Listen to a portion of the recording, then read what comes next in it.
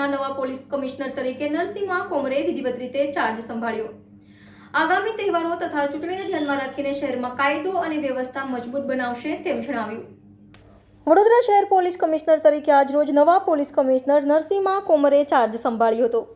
શહેર પોલીસ ભવન ખાતે આવી પહોંચતા તેમનું પોલીસ બેન્ડ સાથે પોલીસ અધિકારીઓ દ્વારા સ્વાગત કરવામાં આવ્યું હતું।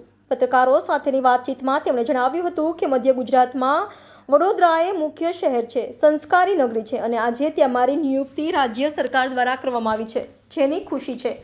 આગામી લોકસભાની ચૂંટણી નજીકમાં છે, ત્યારે તમામ પ્રકારની સુરક્ષા વ્યવસ્થા સાથે આગામી લોકસભાની ચૂંટણી સુચારુ રૂપ સંપન્ન થાય તે માટે વડોદરા પોલીસ કટિબદ્ધ રહેશે। સાથે જ વડોદરા પોલીસના વિવિધ વિભાગો જેમાં સાયબર ક્રાઇમ સહિત અન્ય વિભાગોમાં આધુનિક સુવિધાઓ સાથે કાયદો અને વ્યવસ્થા થકી ગુનેગારો પર અંકુશ રાખવા માટે વડોદરા પોલીસ તૈયાર હશે। વધુમાં તેમણે પત્રકારો દ્વારા આગામી તહેવારો સંદર્ભે પૂછવામાં આવેલા પ્રશ્નોના જવાબ આપતા જણાવ્યું હતું કે રામનવમીના તહેવારે નીકળનારી શોભાયાત્રા શાંતિપૂર્ણ રીતે સંપન્ન થાય તે માટે વડોદરા શહેર પોલીસ દ્વારા તૈયારીઓ અંગેની બેઠક કરી સમીક્ષા કરવામાં આવશે। સંવેદનશીલ તથા અતિ સંવેદનશીલ વિસ્તારોમાં પોલીસ ઉપરાંત જરૂરી ફોર્સને તૈનાત કરાશે। અત્રે ઉલ્લેખનીય છે કે ગત રામનવમી પ્રસંગે શહેરમાં નીકળેલી ભગવાન રામની શોભાયાત્રા પર ફતેપુરામાં હુમલો થયો હતો, જેના કારણે સંવેદનશીલ વિસ્તારમાં તોફાનો થયા હતા। ત્યારે રાજ્યના ગૃહ વિભાગ દ્વારા શહેરના નવા પોલીસ કમિશનર તરીકે નરસિંહ કોમરને પદભાર સોંપ્યો છે। આવતીકાલે રામનવમીની શોભા નીકળનાર છે, સાથે જ આગામી 7 મેના રોજ લોકસભાની ચૂંટણી યોજાવાની છે, જે નવા પોલીસ કમિશનર માટે મોટો પડકાર છે। આજે નવા પોલીસ કમિશનર પોતાનો પદભાર સંભાળ્યા બાદ રામનવમી બંદોબસ્તની રૂપરેખા અંગે સમીક્ષા કરશે અને સંવેદનશીલ વિસ્તારની અધિકારીઓ સાથે મુલાકાત લેશે। આવતીકાલે રામનવમીએ ભગવાનની 36 જેટલી શોભાયાત્રા નીકળનાર છે।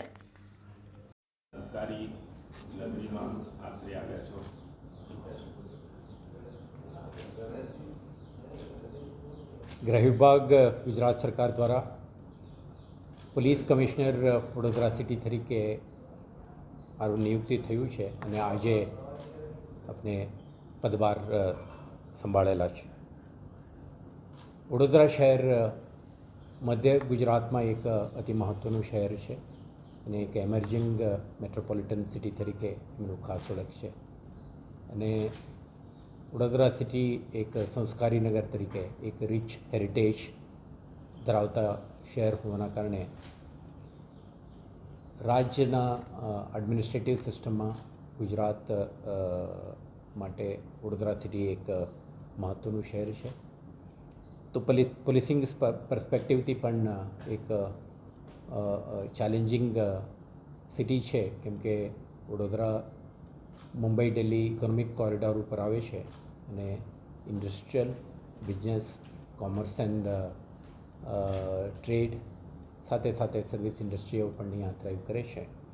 એટલે ઇન ટર્મ્સ ઓફ જે ટ્રેડિશનલ ક્રાઇમ, રિસન્ટ ટાઈમમાં ફાઇનાન્શિયલ ક્રાઇમ, સાયબર ક્રાઇમ વગેરે દૃષ્ટિથી પણ આપણે મહત્ત્વનું છે।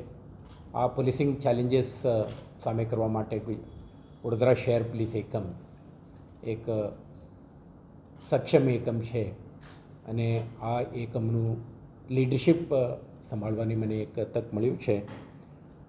આપણે આવતા દિવસોમાં બેસિક પોલીસિંગ અને જે emphasis on property offences, body offences અને જે ટ્રેડિશનલ ક્રાઇમ સાથે સાથે આપણે જે વિશેષ તરીકે થતી ફાઇનાન્શિયલ ક્રાઇમ અને સાયબર ક્રાઇમના નિયંત્રણ માટે પણ આપણો ફોકસ રહેશે। આજની ઇમિડિયેટ કોન્ટેક્સ્ટમાં લોકસભા ઇલેક્શન 2024 ઓલરેડી પ્રોસેસમાં છે।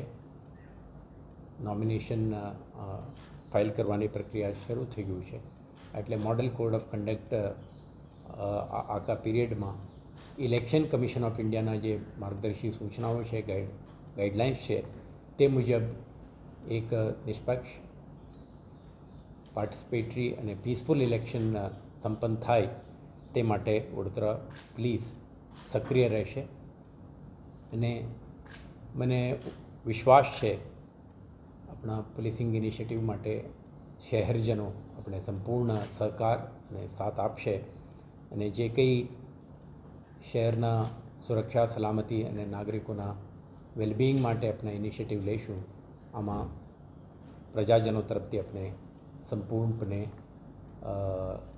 સપોર્ટ મળશે એવો વિશ્વાસ મને છે. Sir, Thank you. રામનવમી આવી રહી છે ત્યારે ડીજે વગાડનારો પર શું કાર્યવાહી કરવામાં આવશે? Subscribe now and press the bell icon. Never miss an update.